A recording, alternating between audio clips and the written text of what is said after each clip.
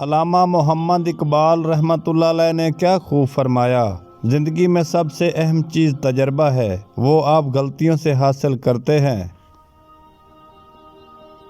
میں نے اپنی زندگی میں دو طرح کے لوگوں کو پریشان دیکھا ہے، ایک وفادار، دوسرا مخلص۔ دنیا فریب دے دے کر پرہیزگار ہو گئی اور ہم اعتبار کر کر کے گناہ گار ہو گئے۔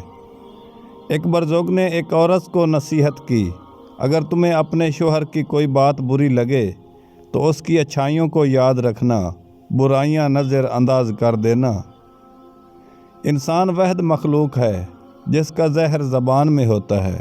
انسان ناکامی کا منہ تب دیکھتا ہے جب ہم اپنی کامیابی کے لیے اللہ کو اصول توڑ دیتے ہیں۔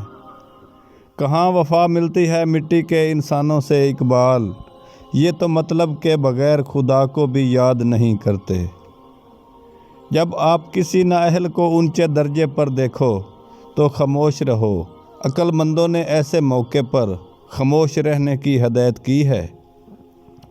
اللہ جب انتظار کے ذریعے آزماتا ہے تو شیطان دعا قبول نہ ہونے کے وسوسے تمہارے دل میں ڈالتا ہے۔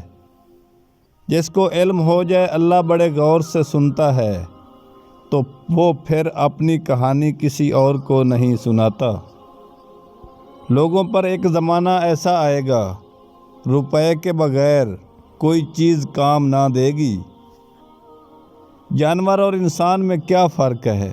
جو صرف اپنے لیے سوچے وہ جانور، جو دوسروں کے لیے سوچے وہ انسان۔ لفظ انسان کے غلام ہوتے ہیں، مگر صرف بولنے سے پہلے، بولنے کے بعد انسان اپنے الفاظ کا غلام بن جاتا ہے۔